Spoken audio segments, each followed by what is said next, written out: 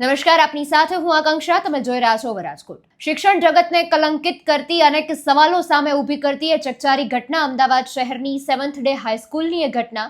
ધોરણ 8માં ભણતો એ વિદ્યાર્થી જેણે ધોરણ 10માં ભણતા વિદ્યાર્થીની હત્યા નિપજાવી દીધી હતી. ધક્કા મૂકી જેવી નજીવી બાબતે વિદ્યાર્થી હત્યા સુધી પહોંચી ગયો હતો. અનેક સવાલો ઊભા થયા હતા અને જ્યારે આ કિસ્સો સામે આવ્યો, ઘટના બનવા પામી હતી, ત્યારે માત્ર એ જે વિદ્યાર્થી છે તેના પરિવારજનો જ નહીં, પણ એ સિવાયના અન્ય લોકો પણ ઉગ્ર આંદોલનમાં જોડાયા હતા. ઉગ્ર રજૂઆત કરવામાં આવી હતી કે ત્યાં સુધી કે શાળાના સંચાલકો છે, પ્રિન્સિપાલ છે, તેની સાથે મારામારી કરવામાં આવી હતી. આ બધી જ ઘટનાઓ બનવા પામી હતી અને આ બધી જ દ્રશ્યો આપણી સામે આવી ચૂક્યા છે. આ ઘટના છે તેને 15 દિવસનો સમય વીતી ચૂક્યો છે, પણ તેમ છતાં હજુ એ સવાલ તો સળગતો જ છે કે જે બધા જ વિદ્યાર્થીઓની સલામતી ઉપર જે સવાલ ઉઠ્યો છે તેનો જવાબ ક્યારે મળશે, નયનને ન્યાય ક્યારે મળશે. ત્યારે ફરી એકવાર અત્યારે જે સીસીટીવી ફૂટેજ સામે આવ્યા છે તેના બધા જ સવાલોને જીવંત કર્યા છે. એ સીસીટીવી ફૂટેજ એટલે કે નયન સીસીટીવી ફૂટેજમાં સ્પષ્ટપણે જોઈ શકાય છે કે પોતાના પેટ પર એ હાથ રાખીને શાળામાં અંદર પ્રવેશ કરી રહ્યો છે. સિક્યોરિટી ગાર્ડ ત્યાં હાજર છે, અન્ય વાલીઓ પણ હાજર છે અને અન્ય વિદ્યાર્થીઓ પણ હાજર છે.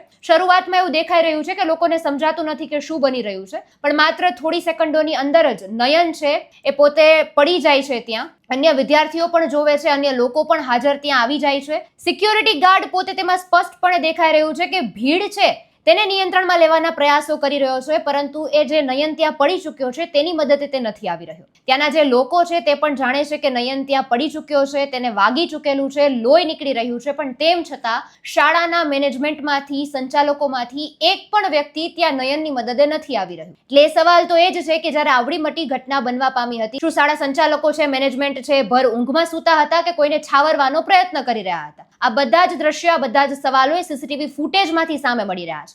જે સંપૂર્ણ સીસીટીવી છે તેમાં સિક્યોરિટી ગાર્ડ પોતે શું કરી રહ્યો છે અને પછી એવું પણ દ્રશ્ય મળી રહ્યા છે કે અન્ય વિદ્યાર્થીઓ નયનની મદદે આવે છે, રિક્ષાને બોલાવવામાં આવે છે અને પછી તેને હોસ્પિટલ લઈ જવામાં આવે છે. એ જે 15 થી 20 મિનિટ સુધીનો ગાળો હતો તેમાં જો કોઈ નયનની મદદે આવી ગયું હોત તો કદાચ અત્યારે એ બાળક, એ વિદ્યાર્થી, એ પોતે જે આવનારા સમયમાં એના પરિવારનું ભવિષ્ય બની શકત, એ વ્યક્તિ તે પરિવારની સાથે ઊભો હોત. પણ એ નથી બન્યું, કારણ કે શાળા સંચાલક શું કરતા હતા એ પણ સવાલ છે. ત્યારે સીસીટીવી ફૂટેજ સામે આવી છે અને લઈને હવે આવનારા સમયમાં ખબર પડશે કે શું નવી અપડેટ સામે જોવા મળે છે. પોલીસ પોતાની કાયદાકીય જે કાર્યવાહી ચાલી રહી છે તેને લઈને આગળ શું દિશામાં તપાસ કરે છે, આ બધા જ વિષયો પર જોવાનું રહ્યું. સમગ્ર મુદ્દે આપનું શું કહેવું છે કમેન્ટમાં જણાવજો. ફરી મળીશું. હવે મને રજા આપશો. નમસ્કાર.